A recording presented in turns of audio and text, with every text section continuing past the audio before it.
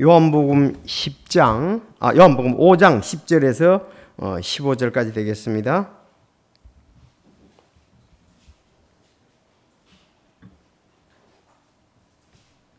요한복음 5장 10절에서 15절까지 제가 10절 읽고 여러분이 11절요. 자, 그러므로 유대인들이 병 나은 자에게 이르되 오늘은 안식일이니 내가 내 자리를 나르는 것은 율법에 어긋나느니라 하매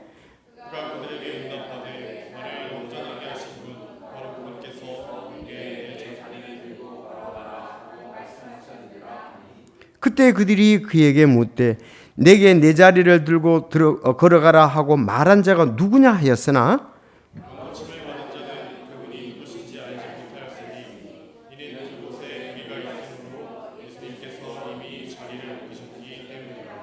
그때 예수님께서 성전 안에서 그를 만나 그에게 이르시되 보라 내가 온전케 되었으니 더 심한 것이 내게 생기지 않도록 다시는 죄를 짓지 말라 하시매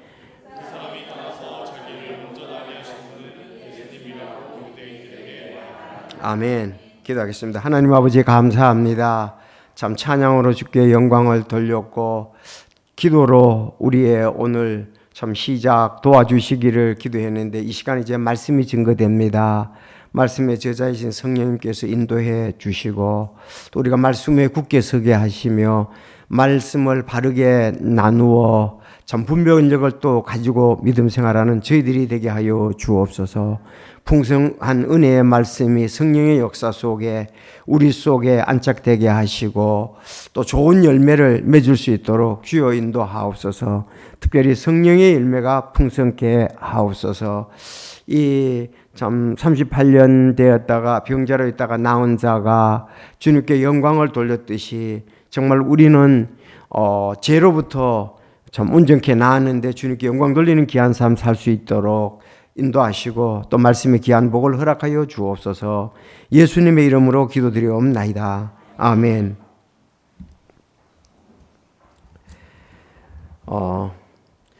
지난 수요일 날 38년 동안 그 병약한 자가 예수님께서 그를 낫게 해 주셨습니다.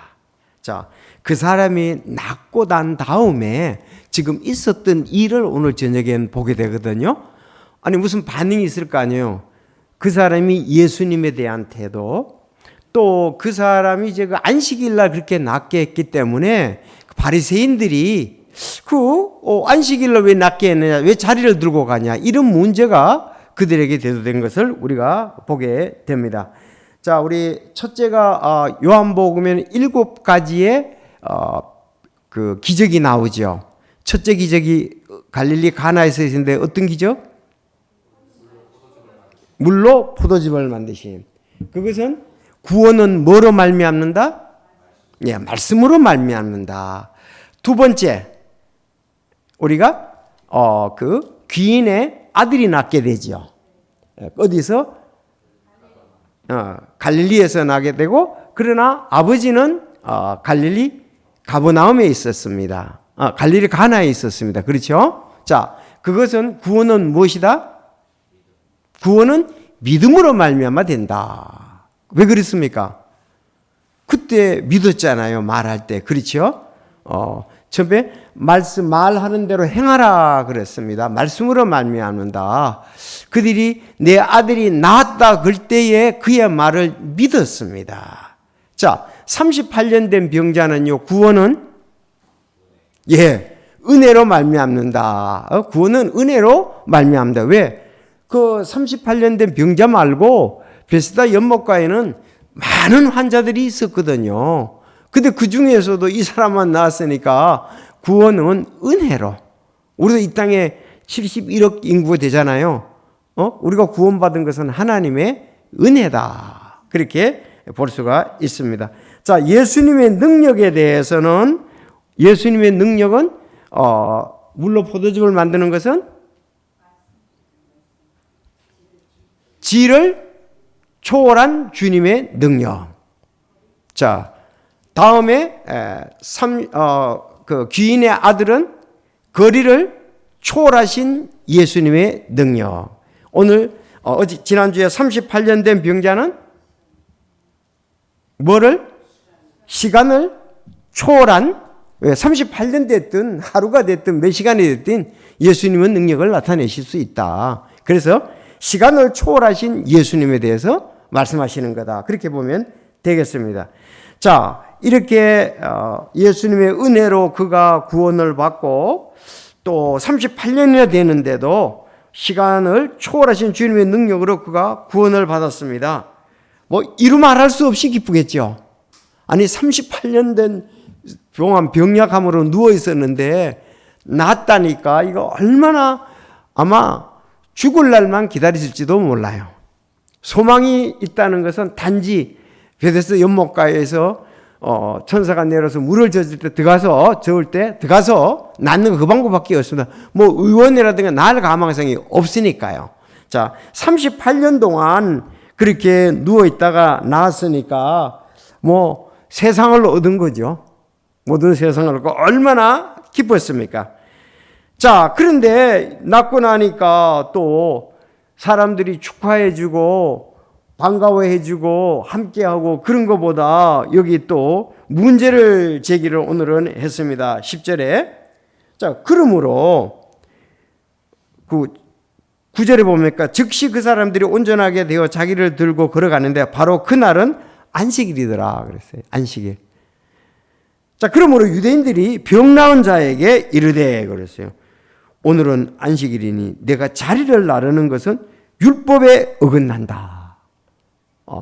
자리를 나르는 것, 자리를 들고 가라 그랬잖아요. 예수님이 그 자기가 온전케 돼가지고 그 자리를 들고 갔는데, 야, 너 안식일에 이렇게 자리를 나르면 되겠느냐? 이건 율법에 어긋난다 이거예요.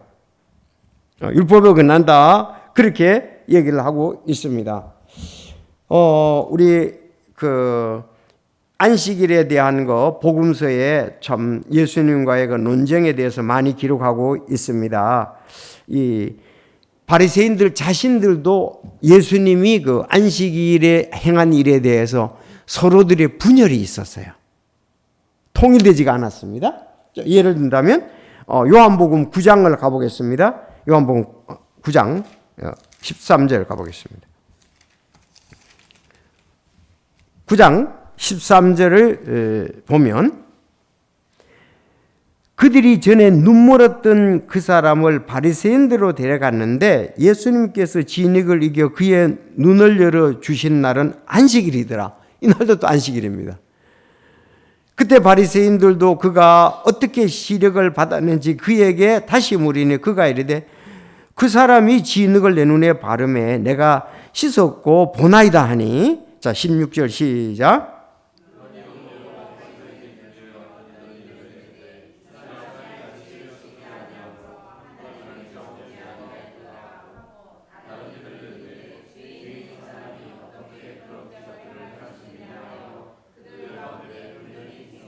네. 자, 바리새인들 중에 분열이 생겼죠.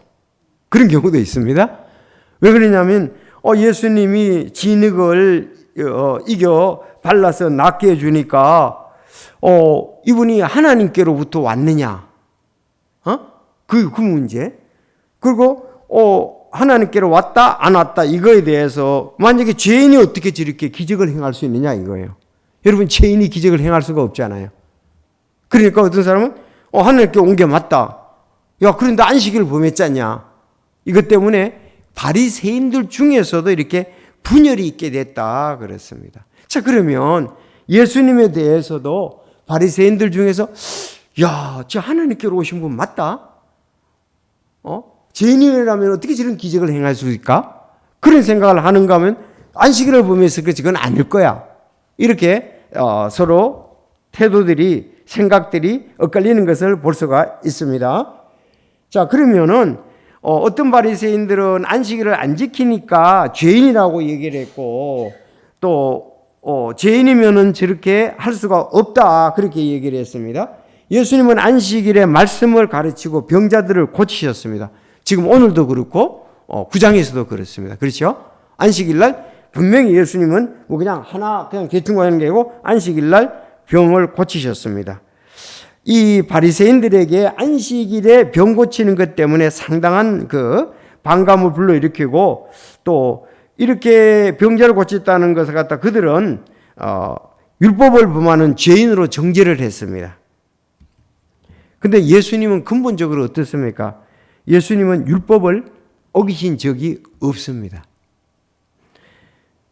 마태복음 5장 17절 내가 율법이나 대언자들의 글을 폐하러 온 줄로 생각하지 말라. 나는 폐하러 오지 아니하고 성취하러 왔노라. 진실로 내가 너희에게 이르노니 하늘과 땅이 없어지기 전에는 율법의 1.1획도 결코 없어지지 아니하고 마침내 다 성취되리라 그랬습니다.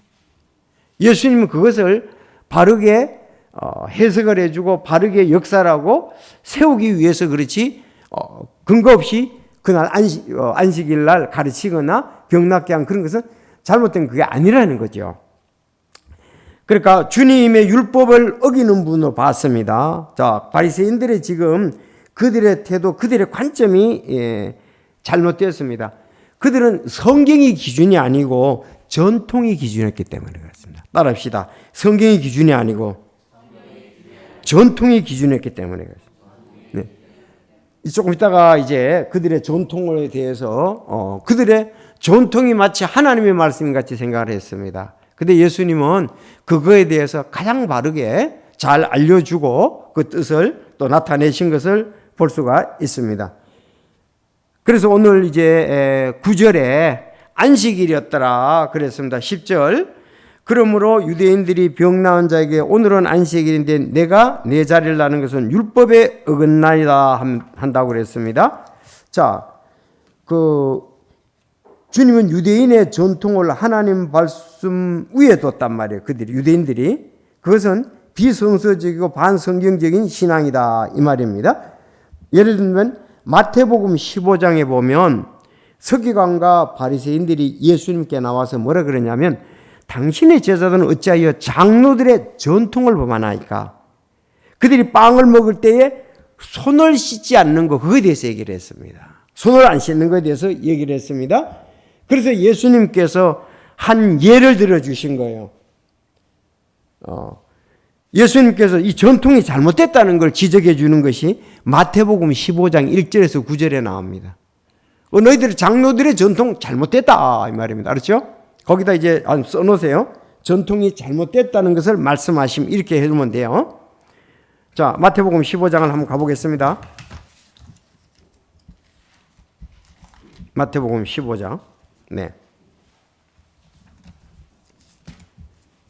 그러면 전통을 지키지 않는다 그랬으니까 전통이 잘못되었다. 마태복음 15장 1절에 그때 예루살렘에서 나온 서기관들과 바리새인들이 예수님께 와서 이르되 어찌하여 당신의 제자들은 장로들의 전통을 범하나이까? 그들이 빵을 먹을 때 손을 씻지 아니하나이다 하니, 자 이제 예수님께서 예를 드는 거예요. 이 전통이 얼마나 잘못됐다는 걸 예를 드는 거예요. 그분께서 그들에게 대답하여 이르시되 어찌하여 너희 역시 너희 전통으로 하나님의 명령을 범하느냐? 너희 전통으로 하나님의 명령을 범한다. 그렇게 얘기를 했어요. 전통을 범하냐 그랬더니 왜 전통이 하나님의 명령을 범한다 그랬습니다. 그럼 예를 든다면 이거예요. 지난주에 설교한 관계되는데 4절 예수님께서 하나님께서 명령하여 이르시기를 성경에 내 아버지와 어머니를 공경하라고 그러셨죠? 몇 계명이죠? 5번째 계명이죠. 10계명 중에서 공경하라 하시고 또 아버지나 어머니를 저주하는 자는 죽일지라 하셨다고 그랬죠. 맞죠? 이거는 성경적이죠? 너희는 이르기를 이게 장로들의 전통이에요. 너희는 이르기를 누구든지 자기 아버지나 어머니에게 무엇이든 부모님의 유익을 위해 내가 드릴 것이 예물이 되어 있나고 말하기만 하면 자기 아버지와 어머니를 공경하지 않아도 그 의무를 면제받으리라 하여 너희 전통으로 이같이 하여 하나님의 명령을 무효가 되게 하였느니라. 너희 위선자들아 이사야가 너희에 대해 잘 대언하였도다. 그가 이르되 그랬단 말이에요. 이게 바로 전통이에요. 자, 내가 이거 부모님 공경하기를 원하나? 나 이거 하나님께 드렸습니다. 그러면 부모 공경하는 게 면제가 됐다 이거예요. 그러니까 그런 방법으로 전통과 하나님의 명령, 당연히 명령이 순수하게 우선돼야 되죠. 뭐 진짜 부모 공경하라고 하라 그랬는데 해야 되는데 안 하고 부모 공경할 이 일을 난 하나님께 대신했다. 이렇게 되면 면제가 된다 이거예요. 그 전통으로 범한 거 아니냐. 이렇게 예수님이 말씀을 하신 거예요. 참 예수님이 이제 그들의 정곡을 찌른 거죠. 자, 그들은 5개의 계명을 어기는 것을 합리화하고 정당화하는 것을 이 얘기를 하는 거예요. 자, 그러면서 지금 손 씻는 문제 얘기하고 안식일 문제도 마찬가지다 이 말이에요. 자, 그래서 너희들이 그 계명을 지키는 것에 대해서 실제적인 걸 해야 되는데 합리화시키기도 하고 다른 방법으로 해석도 한다 이 말이에요. 자, 안식일 문제도 그대로 적용이 되는데 그들은 하나님의 말씀으로 계명을 잘 지키는 것이 아니라 조상들의 전통을 잘 지켰다 이거예요. 하나님의 말씀을 통해서 계명을 지키는 건 문제가 아닌데 조상들의 전통을 자꾸 얘기를 하는 거예요. 여기도. 그래서 성경의 권위를 능가하는 그들이 전통이 있었다. 오히려 이렇게 보면 되겠습니다. 마가복음 7장 13절에 너희의 전에 내려온 전통이 하나님의 말씀을 무효가 되게 하며 또 이 같은 일을 많이 행하기 때문이라 하시더라 그랬습니다. 자, 그러면 이제 여기 전통이 있잖아요. 그것이 이렇게 한번 좀 읽어볼게요. 전통 여기에서 이 39개의 이 근법이 있어요. 이 안식일을 하지 말아야 될 거 이들이 상세하게 만들었습니다. 해볼게요. 자, 안식일에 대해서 자, 지금 39개 할 때 빨리빨리 지날 때니까요. 씨를 뿌리지 말 것, 밭 갈지 말 것. 자, 하나하나요. 씨 뿌리지 말 것. 두 번째, 밭 갈지 말 것. 곡식 단을 묶지 말 것. 곡식을 거두지 말 것. 곡식을 타작하지 말 것. 곡식을 까부지 말 것. 곡식을 갈아 가루로 만들지 말 것. 곡식을 찌지 말 것. 채질하지 말 것. 반죽하지 말 것, 굽지 말 것, 턱 말 것, 빨래하지 말 것, 때리지 말 것, 염색하지 말 것, 실 짜지 말 것, 밧줄 끌지 말 것, 두 끈 만들지 말 것, 두 실을 짜지 말 것, 두 실을 가르지 말 것, 매듭을 짓지 말 것, 매듭끈을 풀지 말 것, 바늘로 2번 깁지 말 것, 두 뜸을 깁기 위해 찢지 말 것, 이거 바늘로 뜨잖아요. 자, 25번입니다. 사슴을 잡지 말 것, 죽이지 말 것, 껍질 벗기지 말 것, 소금 치지 말 것, 그 가죽을 만들지 말 것, 머리털을 밀지 말 것, 머리를 깎지 말 것, 두 글자를 쓰지 말 것. 두 글자 써도 되는 거예요. 자, 두 글자를 쓰기 위해 치우지 말 것, 집 짓지 말 것, 헐지 말 것, 망치로 납작하게 때리지 말 것, 불을 끄지 말 것, 불을 켜지 말 것, 한 집에서 다른 집으로 물건을 옮기지 말 것. 이렇게 39가지 근법을 두었습니다. 안식에 대해서 아주 자세하게. 자, 그럼 오늘 여기 39번째에 해당이 되잖아요. 한 집에서 다른 집으로 물건을 옮기지 말 것. 그러니까 물건을 옮기지 말라 이거예요. 그거는 안식일을 범하는 거다. 이렇게 볼 수가 있습니다. 그들은 안식일에 2000규빗 즉 약 900m나 1000m 이상 걸을 수가 없었습니다. 자, 이 성경이 말하는 근본 정신을 이들은 그것보다도 장로들의 유전으로 더 자세하게 얘기함으로 근본 정신을 훼손시킨 거죠. 혼이 여러분 우리 이제 안식에 대해서 얘기를 합니다. 혼의 안식을 위해 우리가 이 혼들의 안식을 위해서 이 제정이 되잖아요. 그런데 혼을 속박하는 무거운 짐이 되어버렸습니다. 안식일을 거룩히 구별해서 지키는 일은 혼을 새롭게 하는 매우 복된 것입니다. 그래서 출애굽기 31장 17절 따라합시다. 안식일은 나와 이스라엘 자손들 사이에 있을 영원한 표적이니 이는 주가 엿새 동안에 하늘과 땅을 만들고 일곱째 날에 안식하며 상쾌하게 되었음이라 하라. 자, 여기 보면 이거는 안식일은 이스라엘 조선과 하나님 사이의 영원한 표적입니다. 이스라엘이 유대인들 영원한 표적이에요. 이는 주가 엿새 동안 하늘과 땅을 창조 일곱째 날에 쉬시면서 안식하시면서 상쾌하게 되었다. 그러니까 안식일은 원래 쉼이잖아요. 쉼. 안식이란 말이 쉼이잖아요. 쉼. 쉬고 상쾌하게 되고 이렇게 복된 날인데 너무 이렇게 얽매이 가지고 다르게 나가는 것을 볼 수가 있습니다. 그래서 마가복음 2장 27절에 예수님이 말씀하셨어요. 또 그들에게 안식은 사람을 위해 만들어졌으며 사람이 안식일을 위해 만들어진 것이 아니다 이거예요. 자, 그러므로 사람의 아들은 또한 안식일의 주인이다 그랬습니다. 안식의 주인이다 그랬어요. 자, 여기 이스라엘 백성들의 이렇게 39가지를 보면은 사람이 안식일을 위해 있는 걸로 돼 보이잖아요. 여러분 그렇게 느끼지죠? 안식일이 사람을 위해 있는데 사람이 안식일을 위해서 있는 거예요. 완전히 그 날을 그게 아니다는 거죠. 그리고 예수님은 안식의 주인이니까 어떻게 했어요? 마음대로 하실 수가 있잖아요. 해석도 그렇다고 해서 폐기하신 게 아니에요. 근본 것은 예수님은 한 번도 이렇게 거기에 안식일에 대해서 잘못되게 말씀. 자, 안식일이 사람보다 중요하지 않습니다. 안식일이 사람을 위해 존재하지 사람이 안식일을 존재하는 것이 아닙니다. 그래서 모든 율법은 사실 사람을 위한 것이고 사람의 복과 행복을 위한 것이고 하나님과의 관계를 알려주는 거예요. 이건 이방인들에게는 없잖아요. 자, 레위기 18장 5절에도 그러므로 너희는 내 법규와 내 판단의 규범을 지키니 사람이 그것을 행하면 그것들 가운데 살리라. 나는 주니라. 그렇게 이스라엘 백성들이 그 말씀 안에 살도록 하기 위해서 그렇게 했습니다. 자, 그러면 안식일에 대해서 우리가 주신 목적에 대해서 이렇게 좀 살펴보기를 원하는데, 자, 안식일에 대해서. 안식일은 하나님의 목적이 있죠. 하나님과 이스라엘 백성들의 관계를 위해서.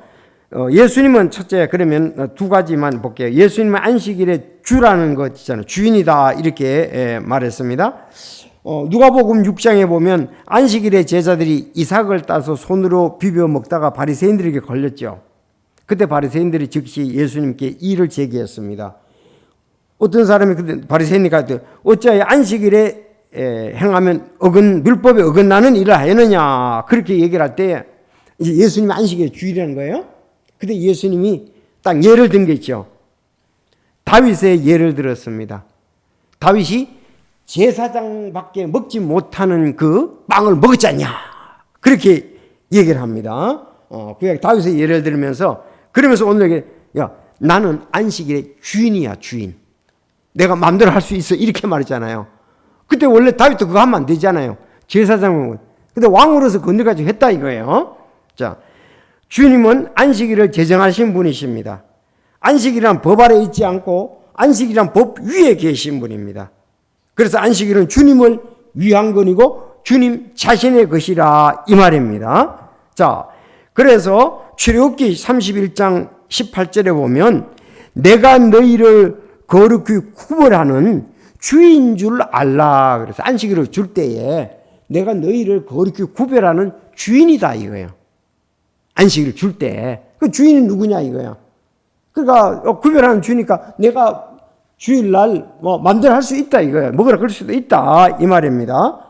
원래 그러면 우리에게는 이방인들에게 보일 때는 어떻습니까? 이스라엘 백성들이 율법을 다 지킬 수 있었나요? 지킬 수 없죠. 그럼 어떻게 되는 겁니까? 예수님께로 인도하는 감독 교사입니다. 결국은 그걸로 가는 거예요.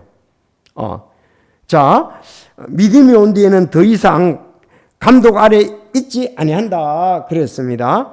십계명 중 안식일 준수, 율법 아래 있는 유대인들을 주님께 인도하기 위한 것이죠. 안식일 주인이니까요.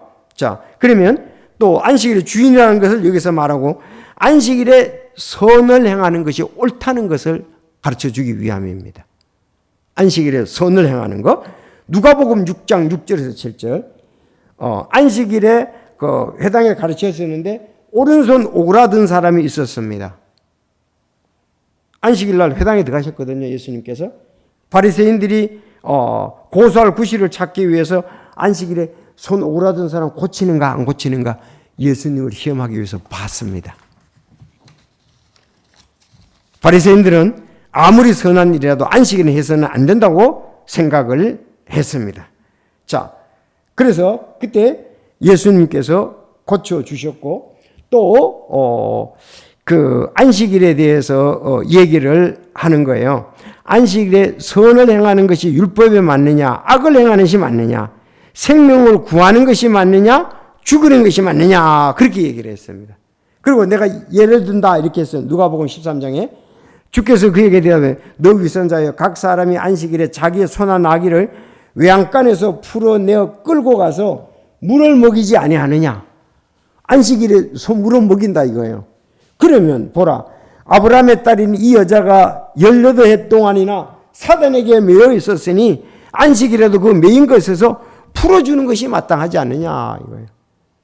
아니 소를 갖다가 안식일에 물도 먹이는데 사탄에게 매여 있는 이 사람을 놓아주는 것은 소 물 먹이는 것보다 얼마나 더 중요하냐. 그러니까 안식일에 생명을 고치고 병을 낫게 하는 것이 맞다 그렇게 했습니다. 주인이라고 말할 때는 내가 사실은 주인이야. 그 다윗의 예를 들었고 여기 오늘 안식일에 선을 행하는 것이 맞다 그렇게 말씀을 했습니다. 그래서 여기 오늘 이 사람이 결국은 낳았으니까 낳고 가져가라고 그랬으니까 그래서 율법에 어긋난다 그러는데 정말 안식일에서 원래 지금 안식일 교회 사람들은 어떻습니까? 원칙으로 한다면 안식일에는 거처 전역에서 불을 피우지 못하죠. 그러면 안식일을 금식해야 되잖아요. 그렇게 하는 안식일을 지킨다 그러면서 안식교도들이 하는 사람은 없습니다. 안식교 사람들에게는 전부 다 불이 꺼져 있어야 되죠. 그것도 그렇고 가스 렌즈도 켜면 안 되죠. 안식일날 그 사람들이 이것도 불도 켜지 말아야 되고 먹지도 말아야 돼요. 금식해야 되죠. 꼼꼼하게. 원래 그게 성경 그건 나오잖아요. 자, 그런데 그렇게 하는 안식 사람들은 없음을 보여주고 있습니다. 자, 여러분 골로새서 2장 16절이 오늘날 우리가 안식일에 대한 태도입니다. 안식교도 있고요. 또 안상홍 증인 여기 그 사람들도 안식일 지키거든요. 안식일에 대해서 예수님이 골로새 교회에 잘 말씀하셨어요. 골로새서 2장 16절 찾으시고 거기 표해 놓으시기를 바랍니다. 다 같이 골로새서 2장 16절. 자, 시작.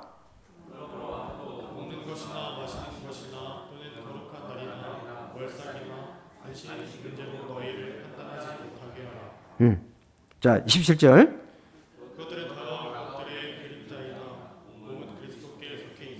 네. 안식이라는 말이 쉬는 날이잖아요. 그렇죠. 여러분, 수고하고 무거운 짐 전달아 다 내게로 오라. 내가 너희를 쉬게 하리라 그랬잖아요. 이거는 육신적으로 쉼이죠. 진정한 영적인 쉼. 영적인 게 돼야 육신적인 것도 되잖아요, 오히려. 그래서 수고하고 무거운 짐 다 내게로 오라. 내가 너희에게 안식을 주리라. 쉼을 주리라 그랬습니다.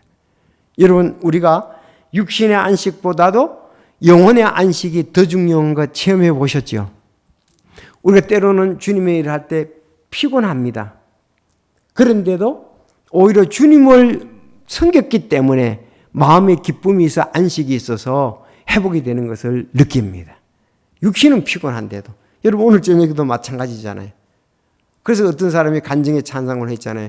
주의 일에 피곤함이 있으랴. 그런 찬송도 있잖아요.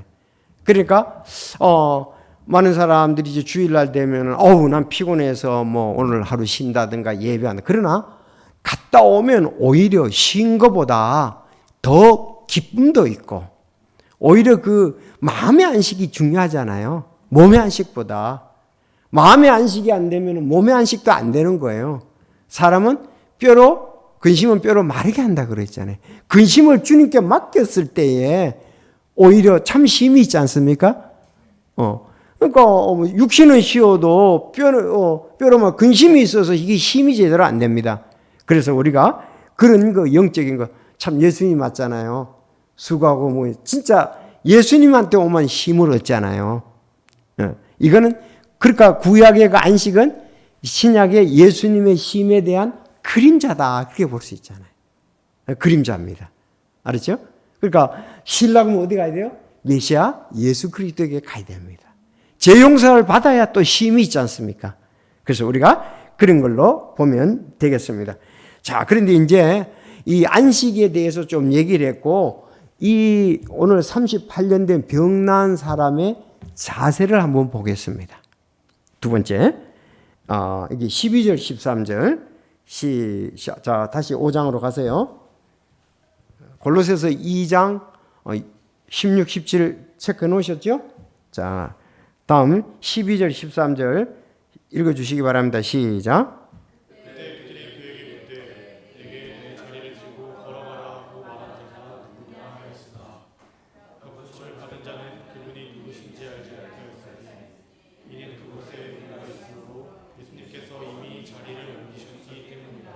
네. 자, 여기 너 왜 자리 옮겼느냐? 왜 자리가 또 율법에 어긋난다? 그러니까 여러분 같으면 어떻게 하겠어요? 잘못했습니다. 제가 자리 잘못 옮긴 것 같아요. 그렇게 할 수도 있겠죠? 그는 있는 사실. 야, 이런 걸 보면 우리가 성경의 지혜를 배울 수가 있어요. 있는 사실 그대로 얘기를 하잖아요. 그때 그들이 그 얘기할 때 내게 자리를 들고 걸어가라 하고 말한 자가 11절 그가 그들에게 응답하되 나를 온전히 하신 분 바로 그분께서 내게 자리를 들고 가라 자리를 들고 걸어가라 하고 말씀하셔서 내가 자리를 들고 걸어갔다 이 말이에요. 병 낫게 해준 사람이. 그랬더니 그럼 누구냐 물으니까 나는 13절 병 고침 받은 자가 그분이 누구인지 잘 알지 못했지요. 이미 예수님이 떠나셨어요. 그랬더니 은혜로 말미암아 구원받았잖아요. 예수님이 자기 신분 다 밝힌 게 아니라 나는 예수고 나는 어디 살고 이런 걸 밝힌 것이 아니었습니다. 예수님은 낫게 해주시고 그 많은 무리들이 있었잖아요. 그것을 이미 떠나가셨기 때문에 그렇습니다. 자, 그래서 우리가 너 어떻게 해서 예수님 믿게 됐느냐 어떻게 구원받았냐고 물을 때에 있는 그대로 그 사람의 신분과의 관계가 없이 나의 유익이든 내가 그걸로 인해서도 좋아질지 나빠질지 그런 거 생각하지 말고 있는 그대로 얘기하라 이거예요. 맞습니까? 변명하지 말고 그 사람이 또 그렇게 되면은 나를 미워하지 않을까 뭐 그런 생각하지 말고 있는 그대로 얘기를 하라 이거예요. 그게 중요합니다. 우리가 합리화시키지도 말고 자 우리는 보통 뭐 어떤 걸 물으면 불리할까 유리할까 생각해가지고 덧붙이거나 빼고 한다고요. 그러지 말고 순수하게 예수님은 나의 어떤 분이라는 것을 정확하게 얘기를 하면 돼요. 그거는 하나님께서 그 일을 통해서 영광을 얻어요. 내 자리를 가지고 너 율법에 어긋난다 그랬으니까 큰일 났네. 지금 내가 죄를 져서 이거 돌에 맞아 죽지 않나. 모세 율법을 보면 돌에 쳐 죽이거든요. 그는 쳐 죽음을 당할까 그거보다도 있었던 사실 나를 병낫게 한 그 사람이 내 자리를 가지고 가라 그래서 나는 자리를 가지고 갔습니다. 정확하잖아요. 그 사람이 누구냐? 그러니까 난 그 사람에 대해서 잘 알지 못한다. 그렇게 얘기를 한 것을 볼 수가 있습니다. 자, 그래서 그래야 성령님이 역사하고 우리의 믿음을 다른 사람들한테 바르게 간증할 수가 있습니다. 아시죠? 자꾸 이렇게 변명, 제일 좋지 않는 신앙이 그런 사람들이에요. 여 가서 이 말하고 저 가서 이 말하고 불리하면 이렇게 얘기하고 좋으면 이렇게 얘기하고 그런 사람들이에요. 우유부단하죠. 그런 신앙이 참 사람을 어렵게 만들어요. 그러니까 헷갈리는 거예요. 교회에서는 이 말하고 저기 가서는 저 말하고. 우리 이 사람이 병난 거나 병난 것보다 더 중요한 것은 우리는 죄에서 구원받은 것 아니겠습니까? 이 사람은 또 38년이니까 그렇게 오래 살지는 않았을 거예요. 그 당시에 수명을 볼 때. 그러나 우리는 영원히 산다 그랬잖아요. 진짜 우리 그리스도인들이 상속 유업이 없다면, 천국이 없다면, 부활이 없다면, 휴가가 없다면 진짜 가장 불쌍한 자잖아요. 육신적으로 그렇지 않습니까? 그래서 우리가 그런 그 믿음을 갖고 있다면 같은 말을 해야 되는데 자꾸 이렇게 말을 꾸며 또 빼. 이 사람같이 정확히 하십시오. 예수님이 내가 죄인이라고 말씀하셔서 내가 죄인이 맞고 내 죄를 회개하고 예수님을 영접했습니다. 딱 정확히 얘기를 해야 되죠. 내가 교회에 친구 따라 갔는데 친구가 손을 들러가서 들었고 또 이렇게 믿으라 그래서 믿었고 자 이렇게 자꾸 머리 끌고 분리하니까 그러면 더 꼬입니다. 다음에. 근데 그 사람이 나중에 구원받았다고 해봐요. 야 진짜 너 이중인격자다 그럴 거 아니에요. 구원받고 난 다음에 보면은 그렇게 자기 자신을 갖다 내 앞에서 부끄러워가지고 왜 친구가 안 믿는 걸 안 믿었으면 좋을 거로 생각하니까 그 앞에서 변명을 하는 거예요. 왜 교회 가는지 어떻게 믿게 되는지 자꾸 이렇게 약화시키는 거죠. 그건 바랍니다. 그거 구원받고 난 다음에 보면 야 진짜 너 어떻게 그렇게 떳떳하지 못하게 얘기하느냐 오히려 더 어려움을 당하죠. 그래서 성령님께서 역사하고 환경은 주님에 맡깁시다. 이 사람이 주님께 맡겼잖아요. 사실 그대로 얘기를 했잖아요. 빼지도 않고 더하지도 않고 나 분명히 38년 된 병자였고 봐. 내 자리 들고 가라고 저 들고 그분이 그랬다 이거야. 낚여준 분이 들고 가라고 해서 난 닦고 갔다 이 말이야. 그건 예수님께 책임을 전가하는 건 아니잖아요. 사실 그대로를 지금 얘기를 하는 것을 볼 수가 있습니다. 그래서 한 가지 여기서 배울 점이 있다면은 그는 제 뜻이 아닌 누가 시켜서 그런 변명이 아니고 정확하게 그분이 맡겨주신 분이 다른 데서도 보면 대부분 간증을 그렇게 해요. 눈을 뜨게 해주신 분은 누구다? 저분이 눈을 뜨게 해주셨다. 나는 원래 소경이었는데 저 사람이 지는 걸 발라가지고 실로암 못에 가서 씻으라 그랬더니 씻었더니 낫다. 이렇게 정확히 얘기를 하는 거예요. 여러분 그렇지 않습니까? 자, 그래서 우리 이런 거 좀 정확히 해서 참 순종하고 하나님께 영광을 돌릴 수 있기를 바랍니다.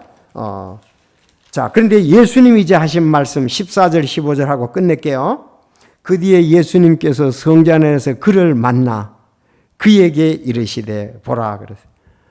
그럼 예수님에 대해서 정확히 이런 걸 모르지만 예수님이 자리를 들고 가라 그랬잖아요. 예수님은 알았죠. 다시 만났을 때에.